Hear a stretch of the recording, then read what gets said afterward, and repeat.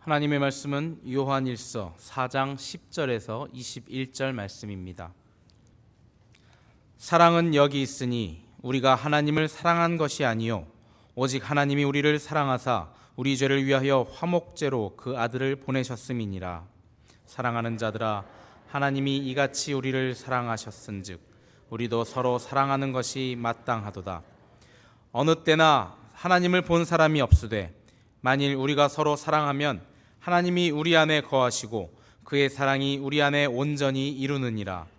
그의 성령을 우리에게 주심으로 우리가 그 안에 거하고 그가 우리 안에 거하시는 줄을 아느니라.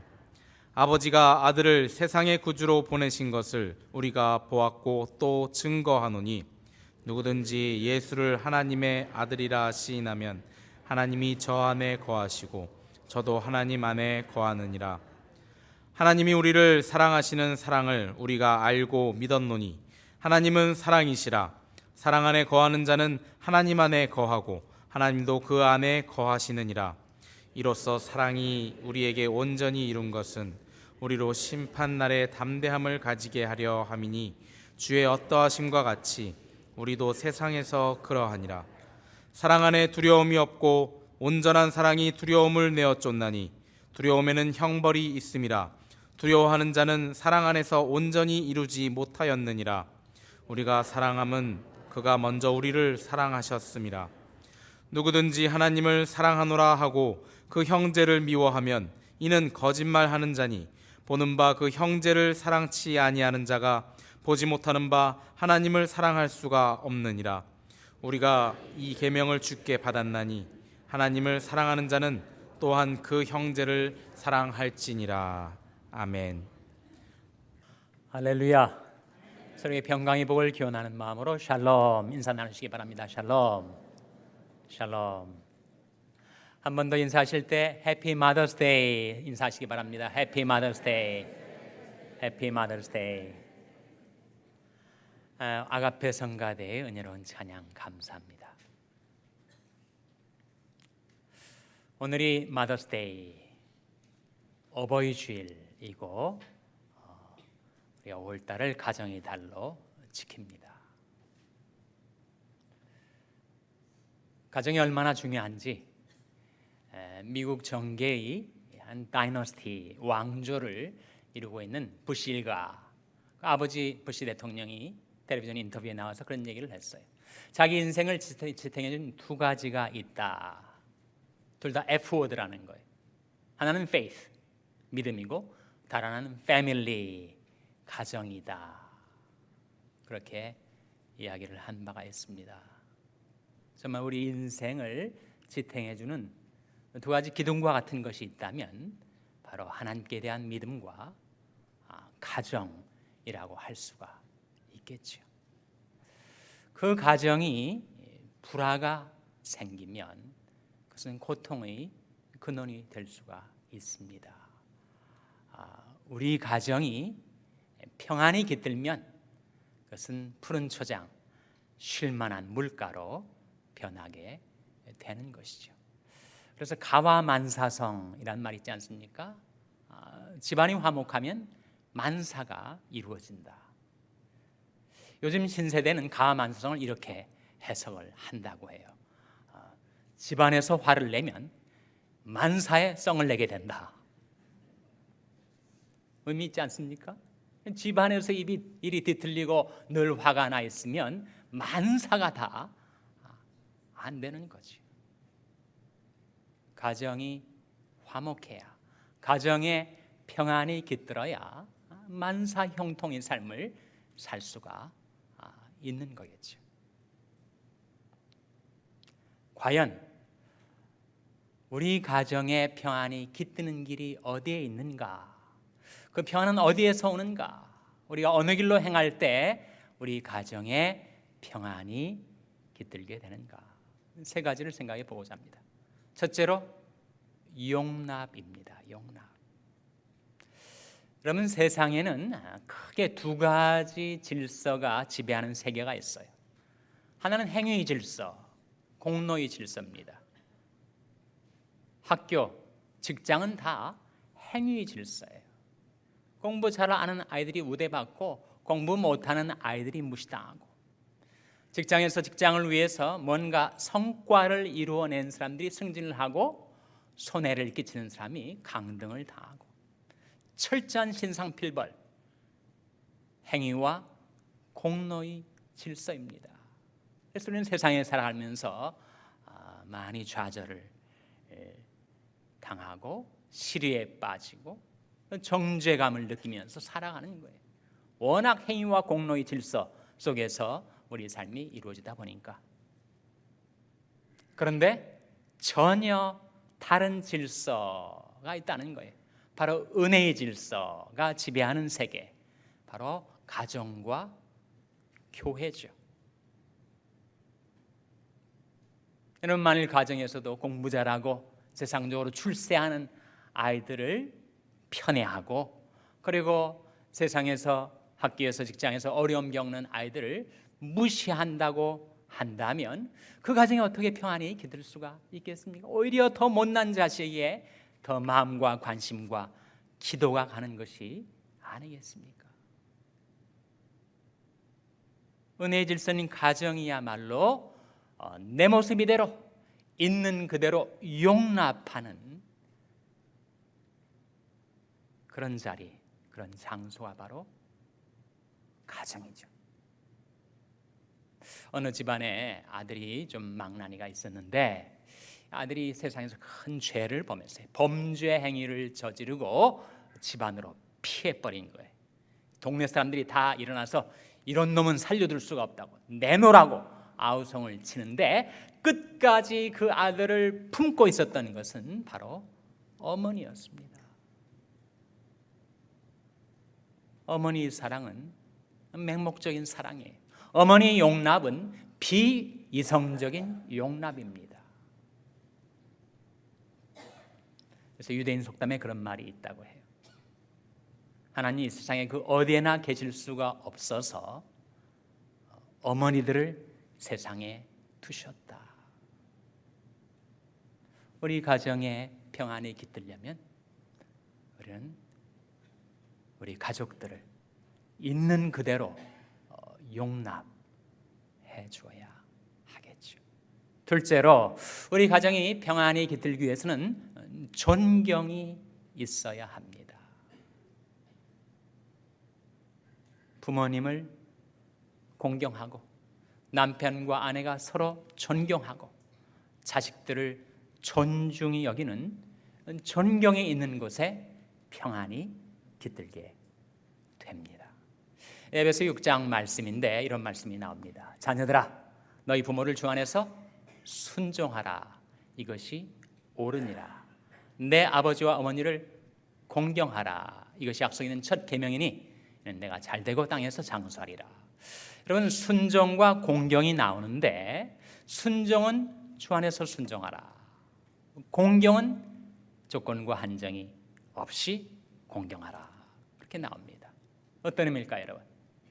우리가 부모님이 우리에게 타이르시는 말씀, 착하게 살라, 정직하게 살라, 순종해야죠. 주 안에서 순종해야 합니다. 그런데 예수 믿지 않는 부모님이 너 예수 믿지 말아라, 너 더 이상 교회 나가지 말아라 라면 부모님 말씀에 순종할 수가 없습니다.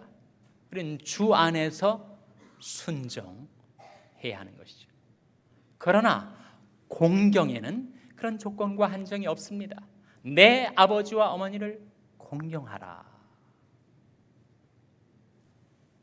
우리는 부모님이 부모님이시기 때문에 우리는 공경하는 것입니다.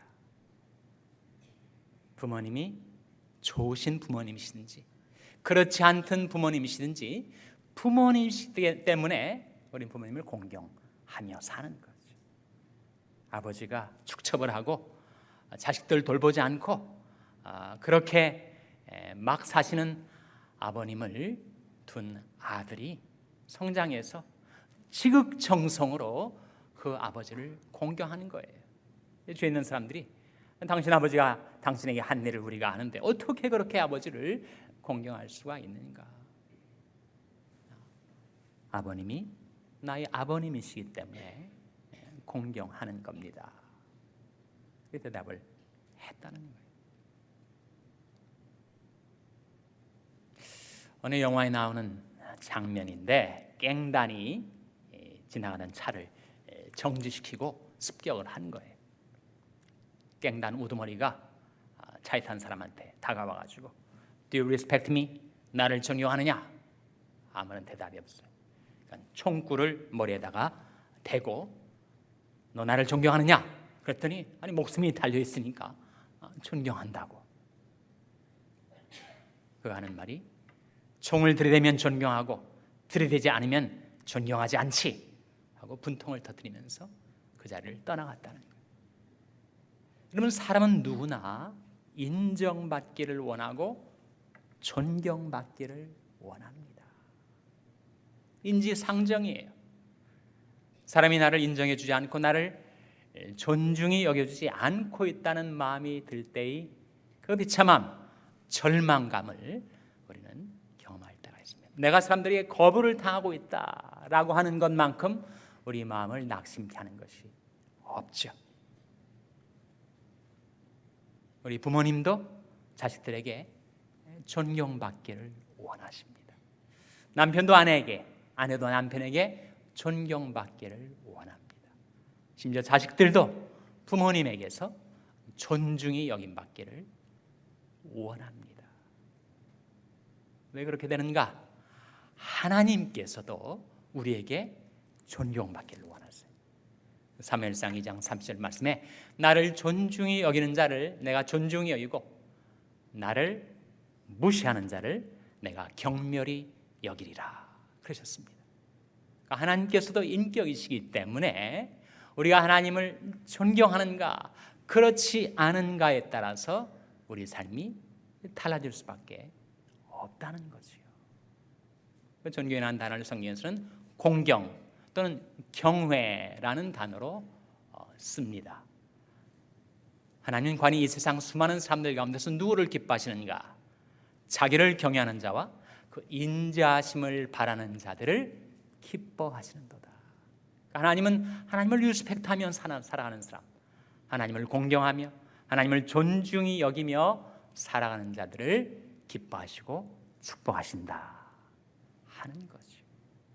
남편과 아내가 오래 결혼 생활을 하게 되면 아내도 남편에 대하여, 남편도 아내에 대하여 존경심이 뚝뚝 떨어집니다. 몇십 년 함께 살다 보니까 그 사람이 속마음, 인격, 실상을 다 알게 되니까 난 더 이상 저 인간을 존경하지 못하겠다. 그렇게 된다는 거예요. 그래서 중년 여성들이 히스테리컬해지는 것은 히스토리컬하기 때문이다. 그런 말이 있습니다. 왜 이렇게 히스테리를 부리는가? 너무 생생하게 과거를 기억하니까. 네, 저 인간 더 이상은 도저히 존경 못하겠다. 그 가정의 평안이 깃들 수가 없는 거지요. 엘리 위젤이라는 유대인 문학가가 노벨 문학상이 아니라 평화상을 수상했어요. 홀로코스트를 겪으면서 자기 동족에게 그렇게 많은 악행을 저지른 이 나치 독일, 그들을 어떻게 해야 될 것인가? 엘리 위젤이 하는 말이 Let's forgive, 용서해 주자. 그러나 Let's not forget, 잊지는 말자. 그렇게 말을 했습니다. 용서는 하되 잊지는 말자. 한국과 일본 사이도 그렇지 않습니까? 일본이 우리 민족에게 저지른 악행 용서해야죠. 언제까지나 용서 안 하고 거기에 묶여 있을 수가 있겠습니까? 그러나 용서는 하되 잊지는 말아야죠. 또다시 일본이 군국주의가 부활돼서 또다시 악을 저지르지 않도록 우리가 경계는 해야 되겠죠. 그러나 그것은 국가와 국가 간의 관계입니다. 가족 간의 관계에서는 forgive, 용서할 뿐만 아니라 forget, 잊어야죠. 언제까지 기억하실 겁니까? 남편이 젊은 날에 바람피고 말과 행위로 나를 괴롭게 했던 것을 그렇게 생생하게 기억하고 산다면 어떻게 그 가정에 평안이 찾아올 수가 있겠어요? 이제는 용서할 뿐만 아니라 잊어야죠. 여러분, 하나님 아버지께서 우리 과거의 소시적의 모든 허물과 죄악을 내가 용서하겠다, 그러나 내가 잊지는 못하겠다, 그렇게 말씀하신다면 우리 어떻게 하나님 앞에서 평안히 살 수가 있겠습니까? 히브리서 10장 17절 말씀에 또 저희 죄와 저희 불법을 내가 다시 기억지 아니하리라, 그렇게 약속하셨으니 그 약속 의지에서 우리가 평안히 살아가는 거죠. 내 추악하고 더러운 머리털보다 많던 그 모든 죄악을 용서하실 뿐만 아니라 내가 다시 기억지 않겠다, 잊어버리겠다, 그렇게 약속하셨으니 우리가 약속 의지에서 우리가 평안히 살아가는 것입니다. 셋째로, 우리 가정의 평안이 깃들기 위해서는 사랑의 길이 본 말씀에 제시되어 있습니다. 10절 같이 읽겠습니다. 10절 말씀 시작. 사랑은 여기 있으니 우리가 하나님을 사랑하는 것이 아니요 오직 하나님이 우리를 사랑하사 우리 죄를 위하여 화목제로 그 아들을 보내셨음이니라. 사랑은 여기 있으니, 사랑은 어디에서 나온다고요? 우리에게서 나오는 겁니까? 우리가 하나님을 사랑하는 것이 아니요 오직 하나님이 우리를 사랑하셨다는 거예요.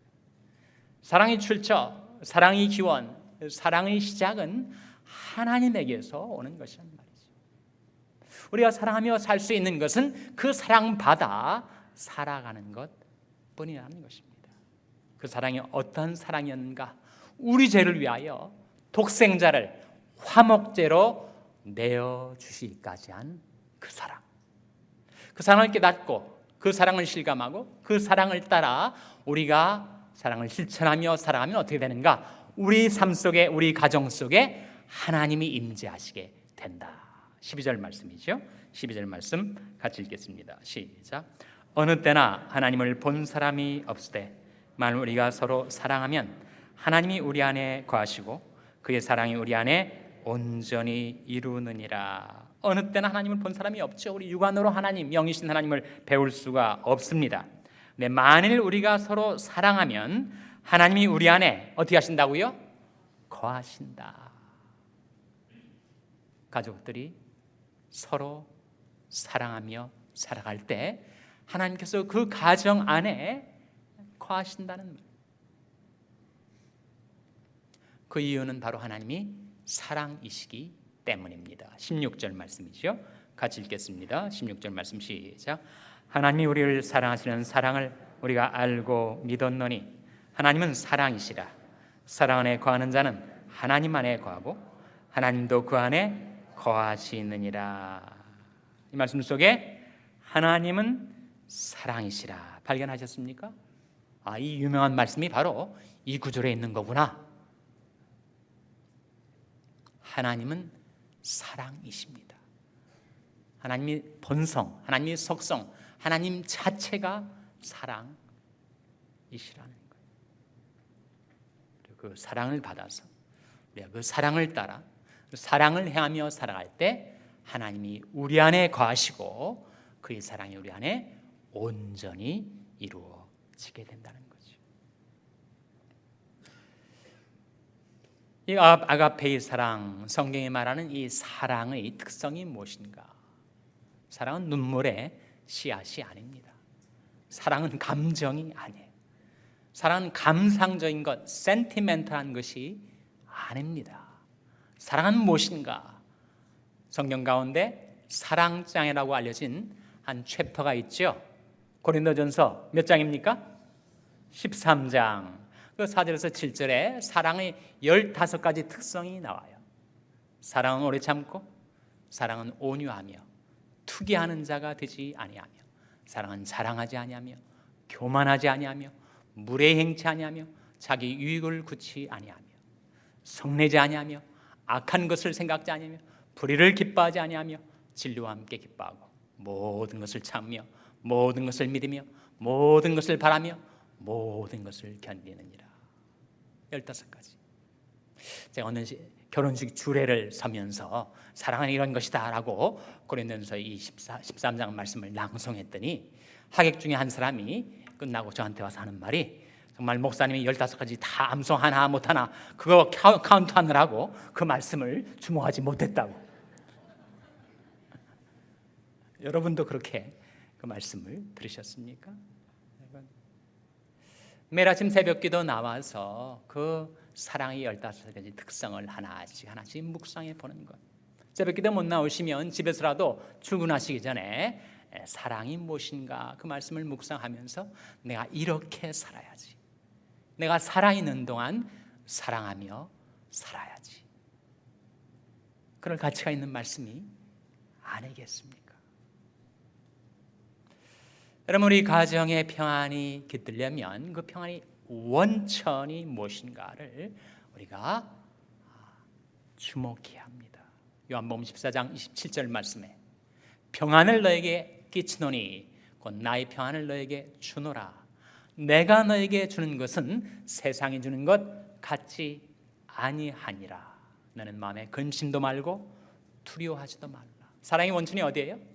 평안을 너에게 끼치노니 곧 나의 평안을 너에게 주노라. 평안의 주님이 우리 평안의 원천이십니다. 그 평안이 어떤 경로로 우리에게 다가오는가, 우리가 어느 길로 행할 때 평안을 누리며 살아가게 되는가, 세 가지. 첫째는 용납, 둘째는 존경, 셋째는 사랑입니다. 평안의 주님께서 여러분이 가정마다 평안이 깃들게 해주시기를 주님의 이름으로 축원합니다. 기도하시겠습니다. 아버지 하나님, 가정의 달을 맞아 어버이 주일을 맞이하여 마더스데이를 지키며 하나님 앞에 나온 저들에게 하나님의 말씀을 베풀어 주신 것 감사를 드립니다.